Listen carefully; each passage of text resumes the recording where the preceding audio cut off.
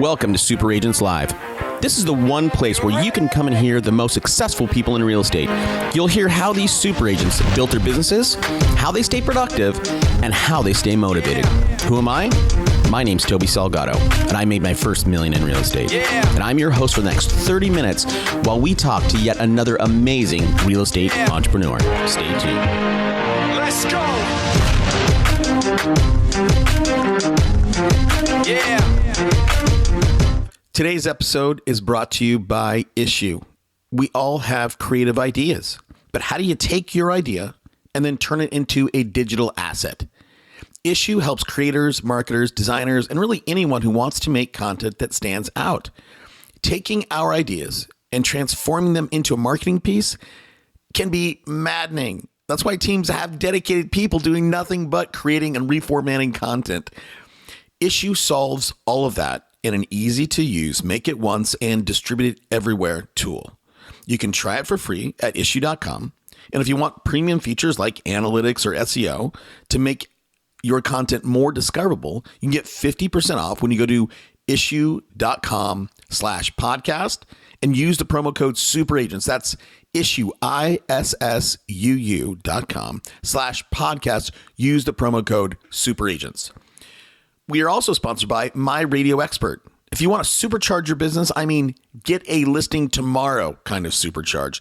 The only way to reliably do that is radio. Yep. It is good old-fashioned get in your car radio.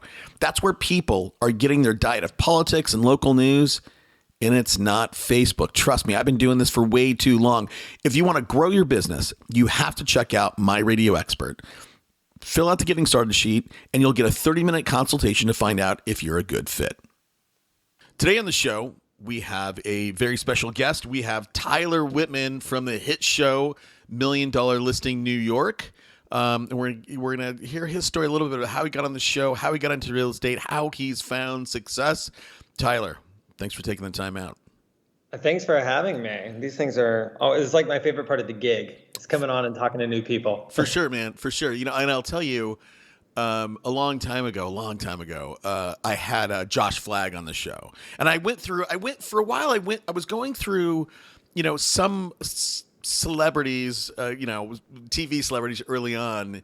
And I got to tell you, man, some were good and some were not, mainly because, a lot of times what happens when you bring on somebody that is a celebrity, like maybe they're just a really big coach, right? Or maybe they're a really big author. Typically what I find is that they have sort of a pre-canned, like a preloaded sort of narrative that they want to deliver. And then my job becomes, how do I break that narrative? So we'll see how it goes with you. I'm sure you're going to be fantastic. You're going to be super authentic. Yeah, actually, I like that you're kind of like setting the tone with that, because sometimes, it's a blessing and a curse. I love the added attention that the show brings, but I do have like a version of my story that I tell. So maybe this is the one that switches it up. This is going to be the one. We'll see. That's going to be my goal. So let's take a step back. So you're in New York. You're selling real estate. Now, New York is a funky market, right? I'm in San Diego, mm-hmm. and New York's a funky market because the New York real estate market doesn't operate like anywhere else. It doesn't. Yeah, and maybe take 30 seconds, explain how it's different. New York is different, or Manhattan is different from LA, and then we'll talk about how you sort of get through that. Well, the first thing is that in most markets, as long as you have the money, you can have the property. And in New York, there's all sorts of various rules that change from building to building to building. And particularly in co-ops, where they can put in really stringent financial requirements that you have to purchase in a building, and they can deny you after an interview and they don't have to give a reason why. And I think that's really unique to purchasing here. And the added layer of things that we have to understand as agents. Once we learn the profile of a buyer or the profile of a property, we really are looking for specific matches for specific people or specific properties in a way that I don't think a lot of real estate agents have to navigate in other markets. Completely. I think that's one primary driver that's different, and I think what that does for somebody like you, Tyler, or somebody in the Manhattan market is it forces you to really know your inventory, right? What is this building? What is it all about? Does my buyer fit this? And you really have to become an expert, right, on a street by street level, or maybe even a building by building level, rather than if you're in LA, right, like, or San Diego, right? People just go, I'm a real estate agent, right? I'll sell waterfront, I'll sell equestrian, I'll sell whatever, and that just does not work. And I think because people in other markets, if you're in Omaha, right, for example, right, you can just go, I'm a real estate agent, and you can kind of have a business. Whereas if you take that attitude to Manhattan, you're going to be living under a bridge. It's just not going to work. Totally. And one other thing that is something that I've just adopted as normal that I don't think a lot of real estate agents deal with is in one specific building, there can be $500,000 studios and a $10 million penthouse all within the same building. So when you're like running comps and putting together pricing strategies and negotiations, I talk to a lot of real estate agents in various markets. I don't know if LA is the best example of this, but where most homes in a neighborhood are around the same price, and the sale down the street is a big deal for the sale of your home, whereas, the sale down the hallway in New York City might not be relevant to the sale of your property whatsoever. Right.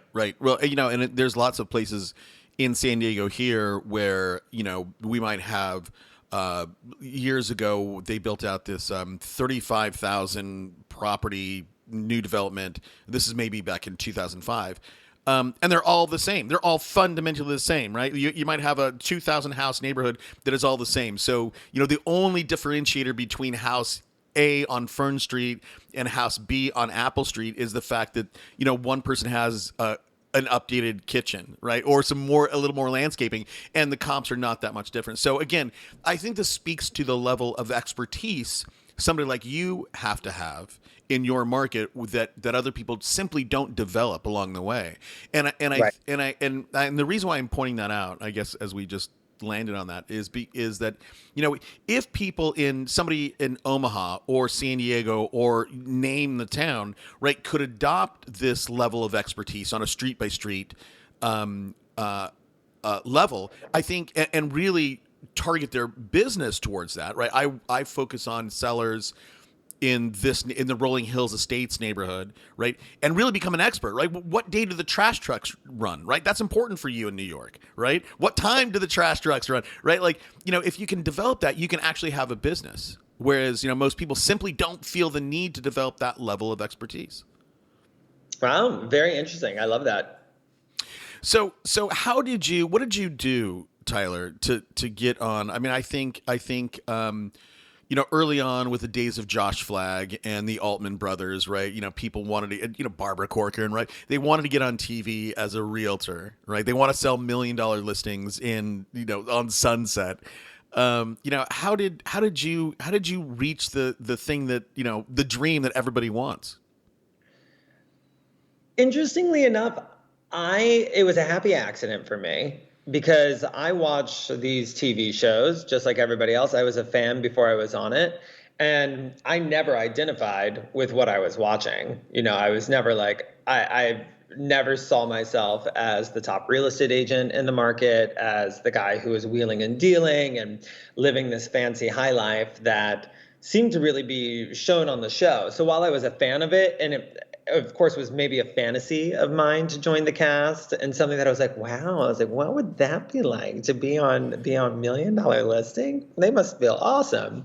And then honestly, I got a phone call and and these people had seen my Instagram. I do a lot of quirky video marketing, and that was just like part of my brand. And it was something that was really starting to, grow my business. pretty rapidly in the last few years. And I could tell I was onto something. And I was doing video marketing in a way that other people in my market weren't doing. And I was taking some risks and I was standing out and getting some notoriety for it. And I thought it was pretty cool. And I got a call from a casting director to come in and talk about being on the show. And I remember telling her that I was like, okay, I was like, just so you know, I was like, my Instagram is kind of like smoke and mirrors. I was like, I'm not that big of a deal. And I was like, I rent my apartment and it's not that fancy. Um, and it was just kind of one of those cosmic timing things because they made it clear that that's kind of what they were looking for to add to the show. They wanted somebody who was an underdog, somebody who was up and coming, and they were catching me at that kind of catapult moment of my career and wanting to show that on TV. And so it was a lot of luck. It was also one of those, it was definitely a preparation meets opportunity moment because I was putting out a lot of content, not with the intention of getting a $1 million listing, but it just happened to be at a moment when what they were looking for was what I was putting out there. And it, came across the right person's desk, I guess. And I got a phone call. And next thing I knew, it all happened very quickly. To me, it's just a big blur. But next thing I knew, I was on the show. Do you think, your authenticity, right? Like, so you have this smoke and mirrors Instagram, and the casting director brings you on, and you were authentic, and you said, "Hey, man, like what you see is maybe not reality." Do you think that authenticity, like being like coming? Because I don't know how. I think so many people would get that call from that casting director, get in there, and want to continue to propagate this persona. Do you think that authenticity early on was sort of that X factor? I'd like to think so. When you get on reality TV, there's a ton of opinions. I have a lot of fans of the show who think I'm a great addition, and then there's a lot of fans of the show who don't want me on there. And that's the case with every single person on reality TV. But the positive feedback that I get from the people who enjoy me on the show is the authenticity. People are like, you're so real, you're so relatable, you're so down to earth. And I do think that that's the persona that I want to have on TV, and it's certainly the platform that they've given me. They don't try to pull anything else out of me. I really have loved the entire experience. It's not like they're like, we really need you to step it up. They're like, just be yourself, be interesting. We like the journey. We like what you're working on. And so I haven't really felt any pressure to be anything other than that. And the feedback has been really good so far. So, so I'm really enjoying that aspect of it. Well, and look, we're not going to, I didn't bring you on to talk about $1 Million Listing, right? I want to know more about you. And the reason why I thought that authenticity piece, might resonate somewhat with you is because, I think most agents build a brand, right? The brand is not necessarily what reality is, and I think there's always a fear of letting down the sheet, and saying, look, like here's the authentic me, right? This is what I'm really trying to accomplish. And I think in your life, I didn't, to be totally honest with you, Tyler, I didn't, I don't watch the show, and I didn't know who you were, but I was like, okay, look, I want to have this guy on. And I read an article about you, and you've had some struggles in your life, right? You've some eating stuff and some maybe drinking stuff, and I wonder how does that, your ability to be authentic and genuine and let down that sheet and show the wizard for who he is or who he is not has helped you in business and maybe even just in life? That's a great question and a new one, by the way. Part of the reason, like looking back on it, I didn't realize this in the moment, but looking back on particularly my first addiction, which was food, and food really controlled so much of my life for so long because it was my comfort zone I always had this fear that people didn't like me no matter what. That was just something that was like ingrained in me, was that like I needed to be careful about who I was because people didn't like me, which always had me trying to be a new version of myself. And that was starting from like when I was a kid in school, being the chubby kid in school, feeling like you don't fit in and you're getting bullied. And so my reaction to getting bullied was to be this very over the top, charismatic version of myself.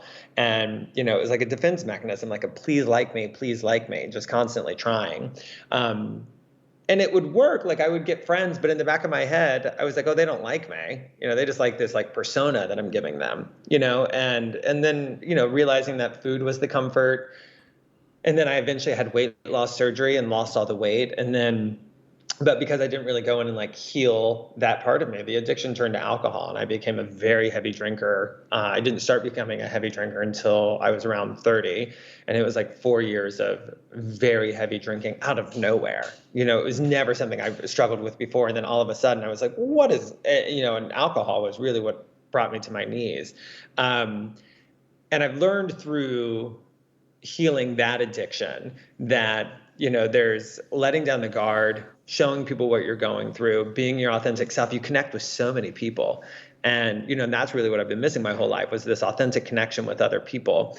And I was always trying to be this other thing so that I could connect with people. And, that was in the end what was keeping me from being able to connect with people ultimately.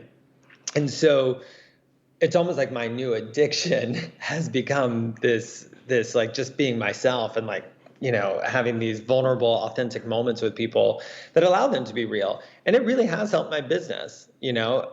Firstly, I'm much more confident. I'm not constantly second guessing myself. I'm not constantly worried about whether or not people like me.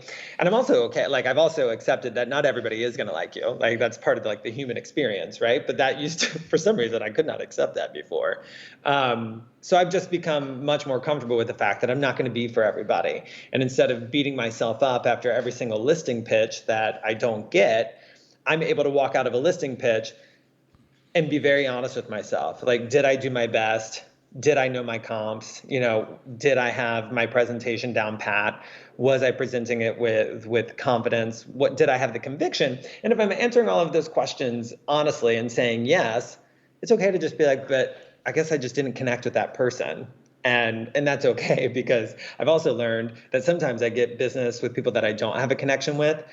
And I do find that those deals are the nightmares. The people that we just don't speak the same language, right? We're not on the same wavelength. We don't have the same communication style. I find that those are the people that when I'm navigating through the negotiations and through all the different challenges that we're dealing with listing a property or actually getting it sold, the people that I don't have a strong connection with are the sales that make me want to put my head through a wall, because I'm like, they just don't get it. They just don't get it. And it also helps me understand why when I'm out there and I'm working with these agents that I'm like, they're such assholes, or they're such idiots. Like, how are they successful? And then I'm like, oh, because they had a connection with the person on the other side of this property, right? And like everybody has a personality type and somebody that they're going to connect with. And like, I'm not going to be for everybody, but letting my guard down, being authentic in every single presentation, and accepting that not every relationship is going to be right for me has been the single most powerful business lesson that I've gotten. Because by releasing, I'm just much happier, right? I'm much more confident. And being happier and more confident brings in more of the right business. It brings in more of like the right opportunities. Instead of chasing these things that aren't happening, I'm able to just, stand and accept what is happening and grow in those relationships and get referrals from those people who are typically hanging out with people who are like them or have a similar experience to them. And, it's really, really, obviously, there's the PR that comes with being on the show. But I've actually found in New York City, people don't care that I'm on TV when I'm on a listing pitch. They care if I can get the job done, right? They want to know if they're like, it's cool that you're on TV. I think that's great. But like, how do you sell a house? Right. And, so having that ability to connect with people in those conversations has been a game changer for sure. So, as you talk about connection, right? And, you can, it seems to me, right? You can connect with someone on a human level. And then you could also connect with someone on the rational level, right? The numbers level. And, as you were saying, right, maybe you go do a listing presentation and you pitch them and you don't get it. And then it seems like when you were explaining that, you would have to talk yourself down, right? Like, oh, I didn't get it because I just didn't connect with them. Like, how do you unwind those two things, right? The connection on a human level, right? Tyler to Toby, versus the connection on a business level, right? Like, is there, when you sit down with someone, do you have sort of an innate kind of presence of mind of how you might want to communicate with or need to communicate with those people? Mainly from you not being able to connect with people for so long, right? And maybe, like, especially going back to when you're a kid, maybe you could connect, maybe you were connecting, but you're the rational part of your brain says, no, we're not connecting, no, they don't like me, right? So I guess, is it in your head, like, is it a rational piece that makes you determine how to connect, or is it just letting go and letting the thing blossom as it might or might not? That's what you just said is certainly what I connect with more. I think some people do have to be much more strategic about it.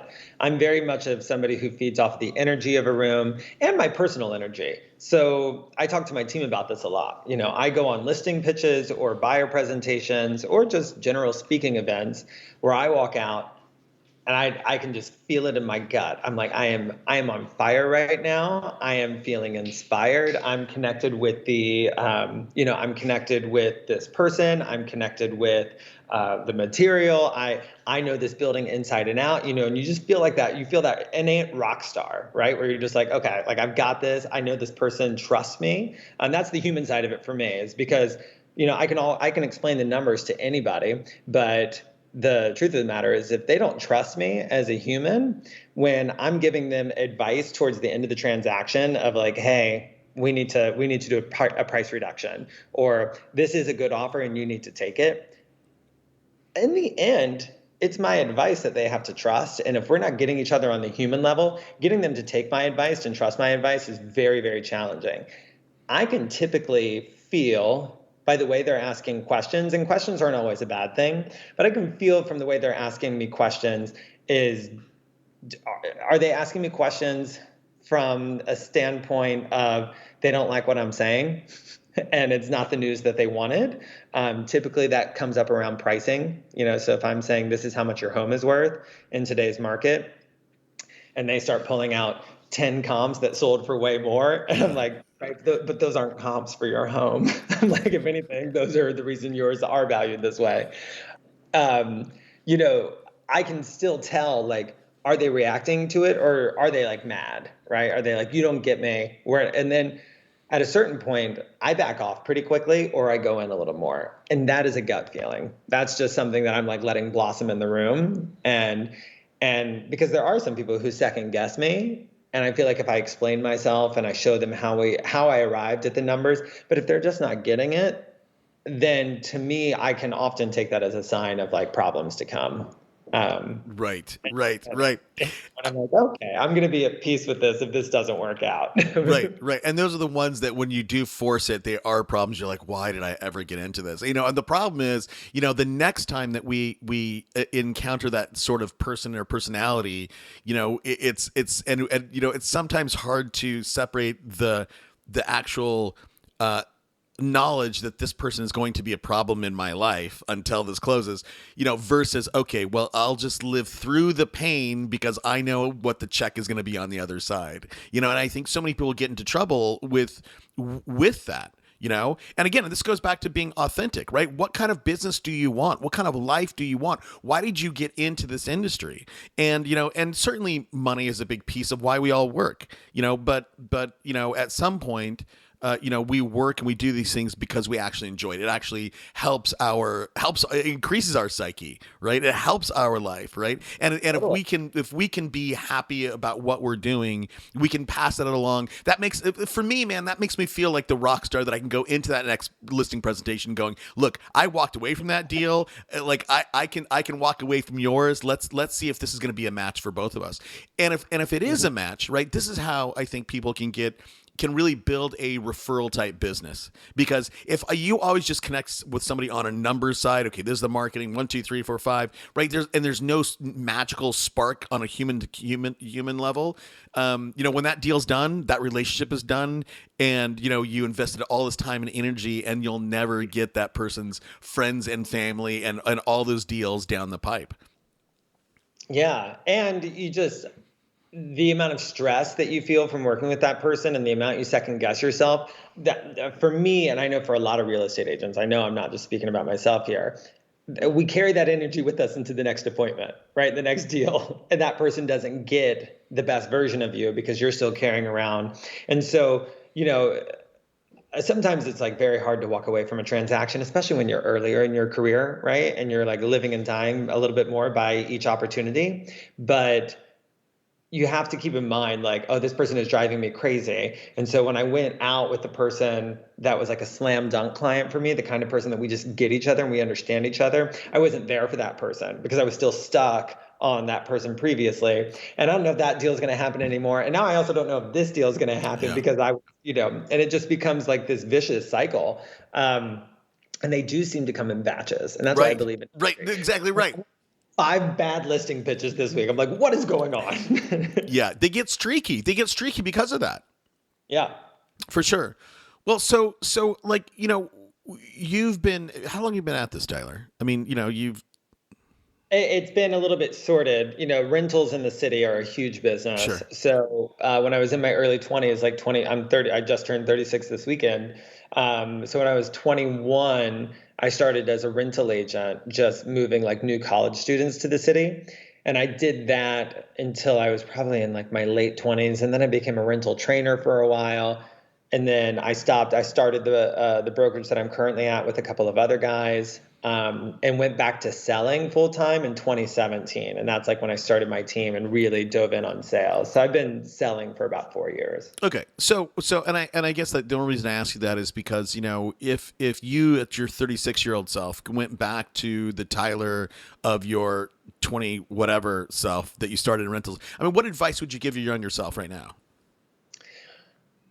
If I could go back and do it over again, I would have joined a team right away. I would have worked under somebody who was really experienced, who had seen all different, because and I think in the end it ended up serving me really well because I ended up learning things the hard way, which sometimes make you understand it much more in depth.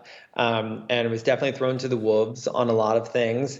But I think everybody who's early in their career and getting started, go find somebody amazing to work under. Make sure you're finding somebody who's generous with information, because I know a lot of team leaders who all they want to do is build up the agents under them. And that's how I run my business. I'm a firm believer that the only way I'm going to hit all my goals is if everybody working for me hits their goals. And so that's where all my energy goes. It's like, how can everybody that I'm hiring hit their goals? I also know a lot of team leaders who are like, I'm going to tell you as little as I possibly can. Right. And Right. so you want to sniff that out. Not every team is created equal. But I wish because I struggled financially for a very long time. It took me a long time before I was making any money that I could actually survive on. And that was it was a tough time in my life. And looking back, it was avoidable if I had just taken a few different steps. Right. And did that, okay, so you took maybe some wrong steps, and maybe, a lot of that is, when you started, there wasn't any podcasts like this, right? There wasn't guys like Tyler saying, okay, let me give you what I would have told myself, Right. and maybe that led to some of your, your drinking problems, just going, I'm confused about how my life is going and how it's not turning out the way that I envisioned it, and what's going to happen to me when I'm 50 or 60 or whatever. Right. Totally. I guess when it comes to, so you join a team, maybe some of those early missteps led you down into some pain, right? And maybe that pain hardened you up. And maybe you lost a few years. I mean, through your drinking problems, right? And finding sobriety. I mean, how do you think, what are some of the takeaways can you share from that has been helpful, I think, in your life? Yeah. So there's, I'm somebody who religiously goes to AA. I go every single day. I never miss a day in meetings. And the takeaways that I get in that meeting, of course, they apply to your personal life, but it's really the teachings of everything that I'm learning in there. And, I'm still new to the program, but it's how to deal with the hard stuff in life that doesn't involve a drink, because every single time a deal went sideways, I was drinking regardless of the situation. If I was celebrating a deal, we were going out to drink, and if I was miserable because I had a very stressful day of real estate, I was going out to drink. So no matter what, I was justifying the drink. And you know, now I obviously celebrate in much different ways. I have celebrated by saving a lot of money. That's a very nice way of celebrating. But the takeaways that I've learned in there are really about helping me with the hard things. Meditation has become a big part of my life, and I find that 10 minutes of just stopping and breathing in complete silence, it really does melt away the anxiety, because you start to realize that I had a coach say this to me, and this was back when I was still drinking, but I really learned the lesson in sobriety, is if you've truly done your best, you can release the outcome. Yeah. And I never really understood that until making peace with things that don't work out, because that's all I can do at the end of any situation, right? Is like stop and say, is there anything to learn from it? Or say, I really did my best, and like that person made their decision. And sometimes you can stand in that confidence, be like, that was, unfortunately, you can do everything you can, but you cannot make somebody write a check, and you cannot make somebody accept an offer. You can just give endless advice. And at a certain point, if they don't do what you told them to do, you do have to release it. It's their money, it's their property, whatever the situation is. And I could not release that before. Like when I was suffering from addiction, I could not release it. I thought it was my failures. I thought maybe I wasn't good enough. Maybe I wasn't aggressive enough.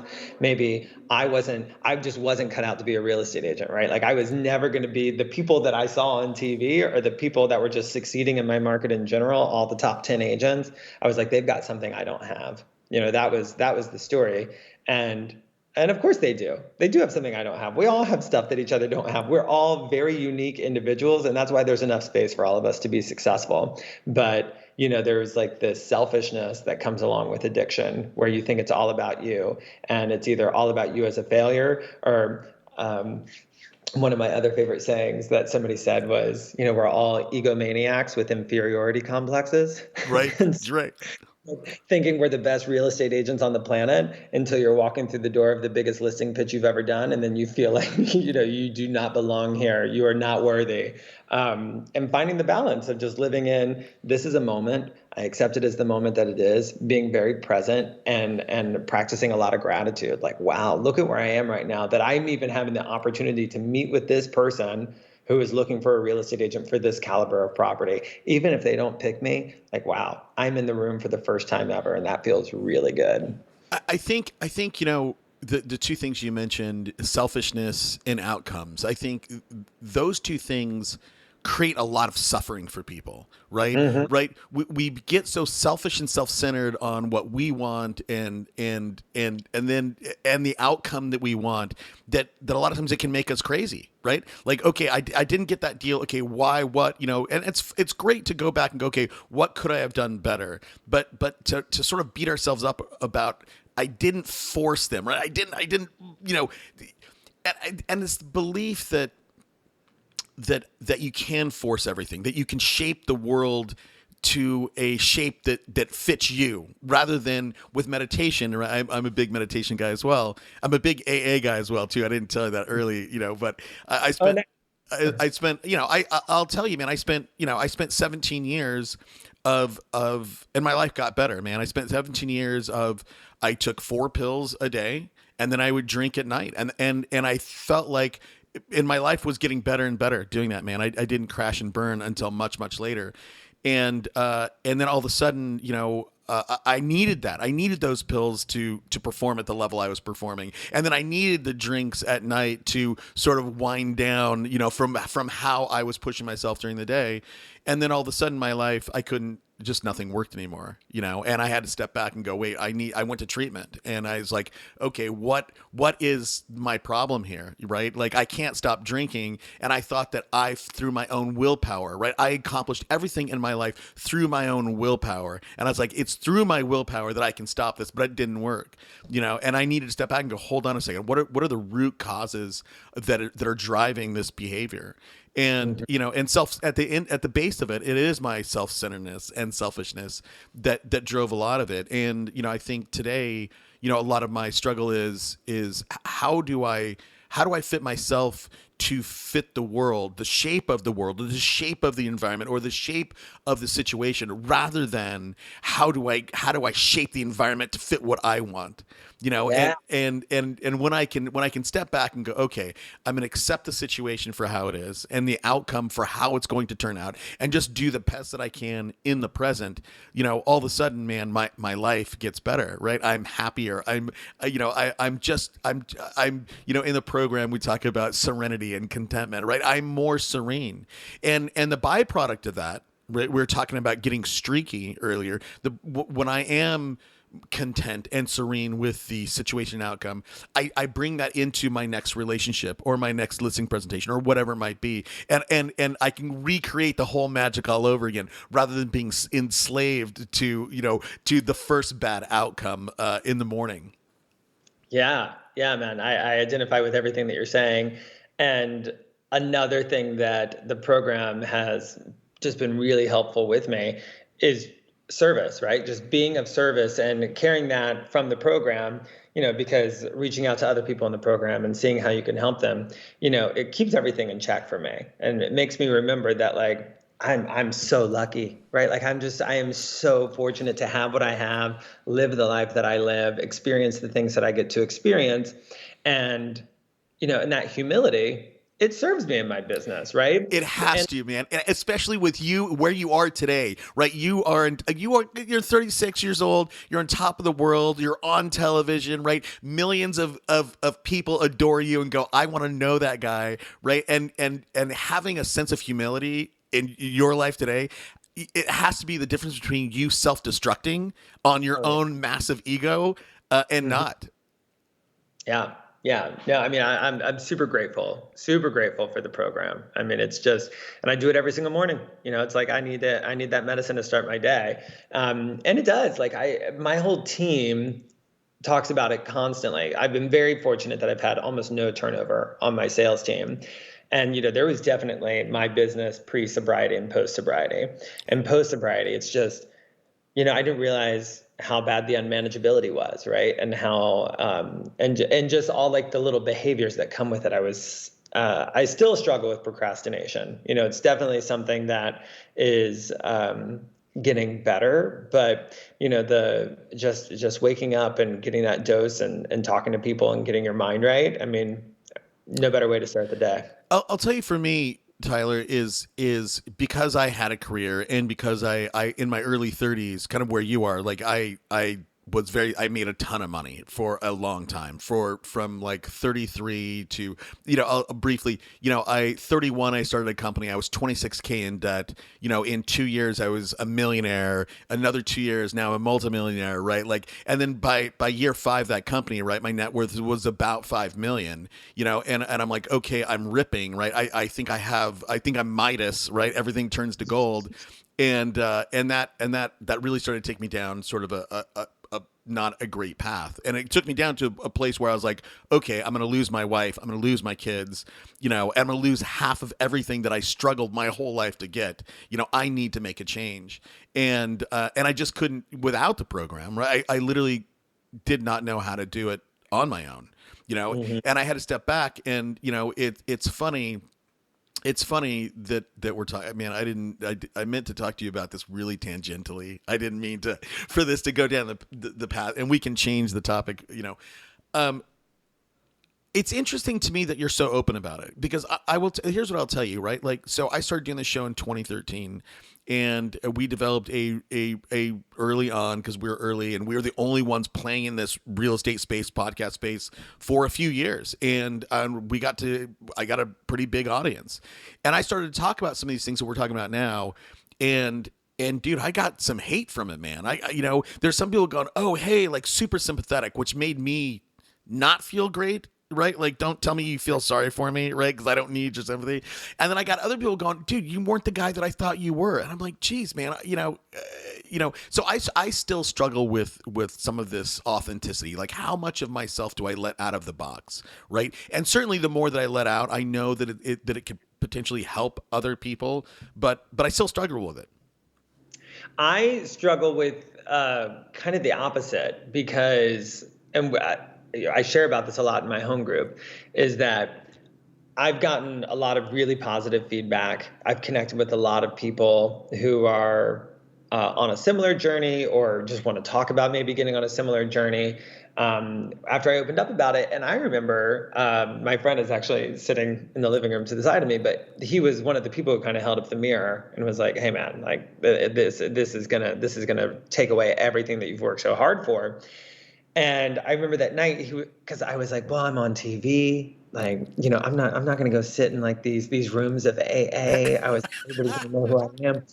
And he told me that night, he was like, "Why don't you just Google like list of sober celebrities?" And I did. And that was honest. I know this sounds silly, but that was like one of the things for me was going down that list, and so many people that I had no idea were sober, who I love and like respect. And I was like, "Wait, that person's a badass, really?" And it was like, for me, I was like, okay, then maybe it was something that kind of gave me just that little boost to go to my first meeting. And there are times in the room that I'm in where we talk pretty openly about like, am I doing the right thing right now by talking about it, right? Like, should I be talking about it, or am I breaking some of the traditions or anonymity by doing it? And of course, I never talk about anybody else, but I know that for me, I connected to the program by hearing other people's stories about the program, and so I've made the decision to talk openly about it. I almost feel like for me, that's kind of a 12th step is, sharing my journey. And if somebody connects to it, it's something that I feel like is good for me to do. I have gotten feedback from people who are like, "Hey, you shouldn't be talking about this as openly as you are." Right. And so I haven't gotten feedback from people being like, "Oh, sorry to hear that you're going through this." The people on that side have mainly been positive connection. But there are fellows who disagree with whether or not I should, and including my sponsor, it's something that we debate sometimes. But I take inventory, and I'm comfortable with what I say. And I also go back, like the articles that come out, I go back and I read it to see if like, okay, like in hindsight, is there anything I regret saying? And so far, so good. I've never looked back and been like, okay, that one, I shouldn't have said that. Right. Like I think I've got a good balance of keeping things that are just for me, or for the people that I want to know, instead of just being for, the entire audience of this podcast or the TV show or, whatever publication I'm talking to about it. That's awesome, man. I think that's great. And I do think that your ability to be so open, I mean, it's gotta, and with, you with such a large platform, and I don't know, there's gotta be a struggle with your producers maybe, right? Because, there's Tyler Whitman on TV, and then there's Tyler Whitman on this podcast. There's Tyler Whitman, in whatever street, basement AA room, and internally,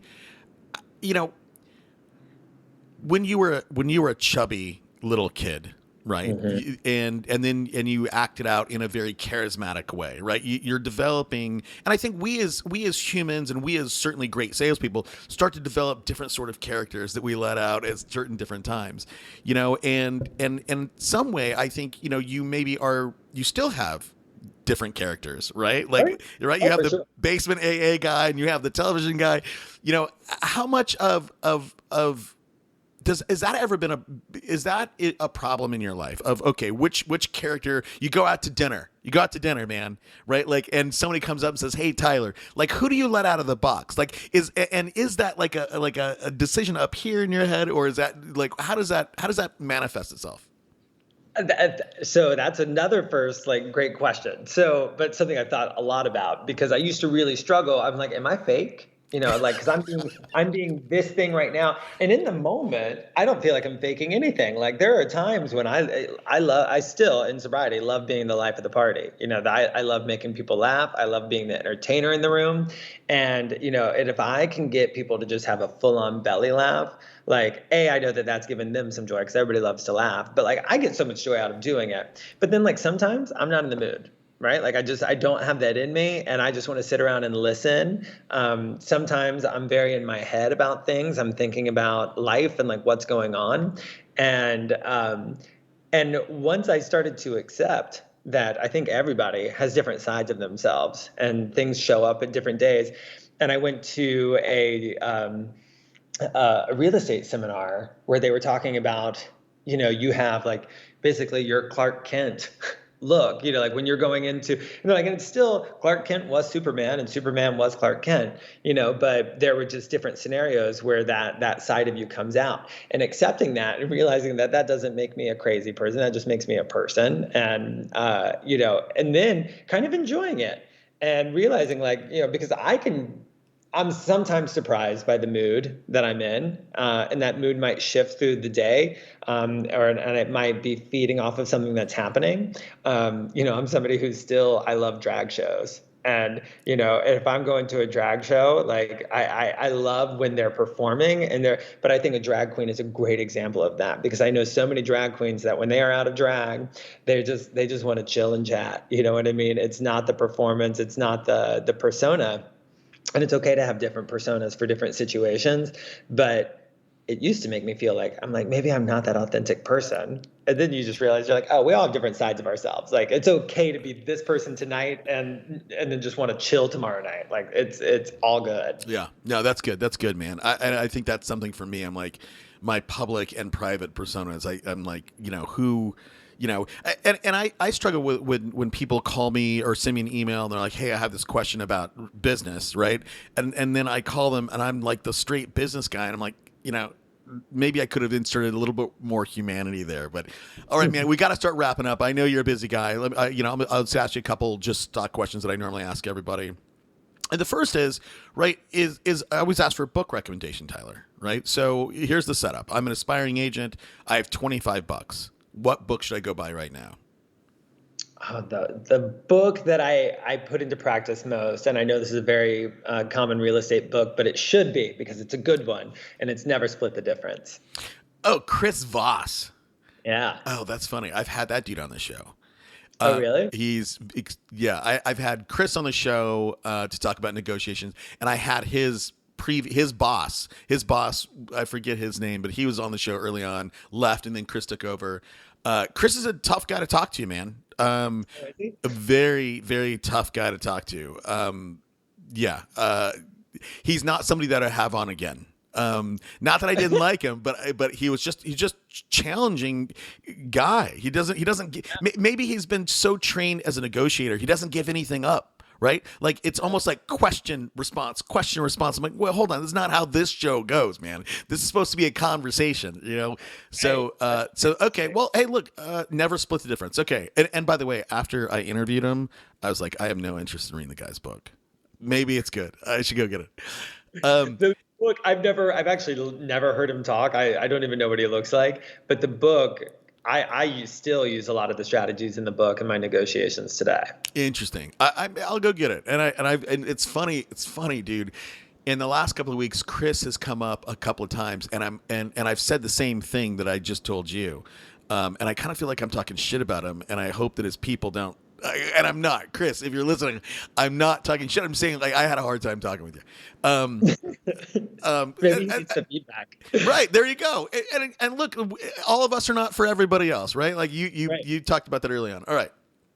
So you have a ton of stuff. You're running a successful business. You have a team, right? You have the television show. You're doing stuff like this. How do you manage your day? Like, how mechanically, not like, I want to know what you do, but like, how do you think about processing your day?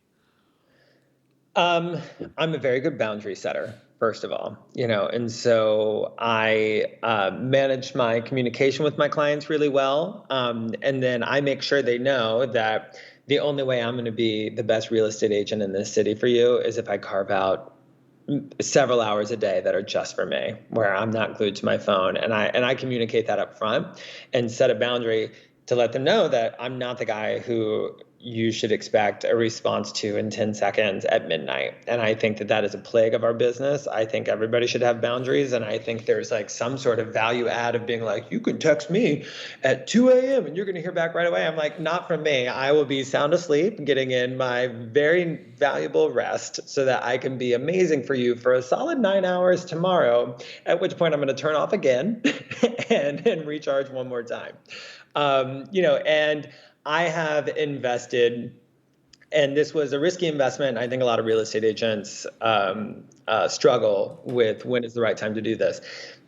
So I have, in New York City, I have 5 agents on my team, but I have 3 salaried staff members, and I'm bringing on a 4th right now. And obviously that is a big investment out of my total commission income that I make. But it keeps my life very seamless, and it keeps my agent's life very seamless. And I have people who are dedicated to each different part of the business, because the other struggle that I think agents have are feeling like they need to be everything to everyone at all times, and nobody is that. And I want my agents to sell.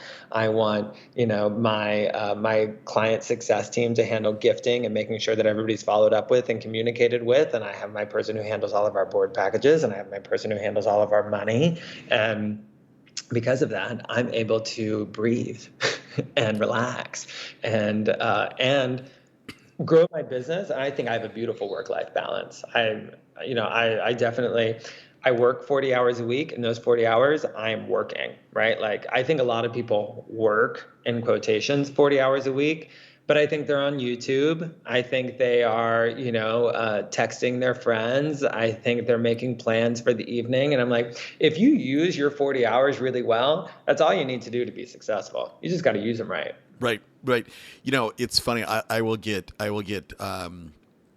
over the years, I've gotten lots of emails with people going, "Oh, hey, Toby, I've listened to every single one of your shows," right? And I have a lot out. I'm like, okay, that's great. And then I've had a handful of people go, "I've listened to all of them twice," and I'm like, dude, get to work, right? This is not, you listening to this is not work. It's entertainment. Maybe you're grabbing something, and hopefully you are. But I've often told people, right, pick a random 40, some of my early ones, some of my middle ones, right? Pick 40 episodes, and you have enough to go and really, really start your business in a solid and substantial way, and just go. So I think people play at working. They think that reading a book is working. It's not, right? Like, that's after hours stuff. So Action. So everything is action, right? There's into action, right? That's a chapter in our book.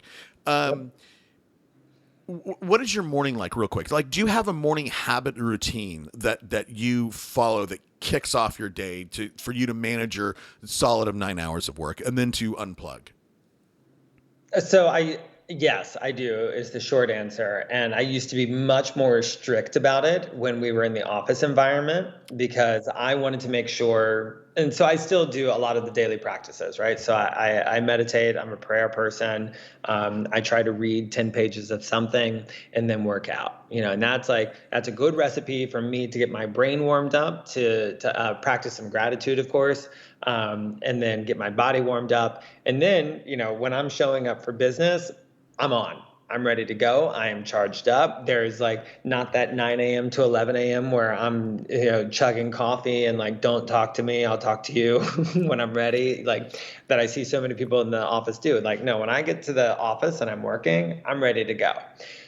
I will admit, and it's something that has been serving me well, that in this new COVID experience, there's been a little bit more of an ebb and flow throughout my day that has actually been working really well for me. So waking up and meditating right away is certainly something that I do. And then, and then at a little 5-minute break in the day in between appointments, practicing gratitude then has been kind of nice. And then if I have an hour or two in between showings, using that time to go to the gym. And I have actually found that that's been kind of keeping me revved up all day long. Right. And just doing these little energy shots throughout the day has been really serving me well. I feel like my brain power and my longevity, I haven't faded by the end of the day. I'm still charged up. And so I used to do it all in the mornings, but now just kind of slowly interjecting it throughout the day has been nice. Yeah, yeah. I do the same thing. And sometimes I get off the schedule and it doesn't serve me well. Because sometimes but I do the same thing, right? I get up, I meditate, I go and I try to start the day with a win. And most of the time, honestly, my win is going through and I just do all the dishes. I clean the dishes, I clean the kitchen. I'm like, okay, check, I'm good, right? And then I can go and start to do some work. And if I intersperse some of that reading during the day, I also find that, okay, I get depleted, man. I might work a hard 2.5 hours and I get emotionally sort of or mentally depleted. I start to get a little bit off track. And then I find little ways like that to bring myself back into alignment. And when I get back onto alignment, I find that I hit that energy source, that power source again for myself. And if I can do that throughout the day, I do find that at the end of the day, I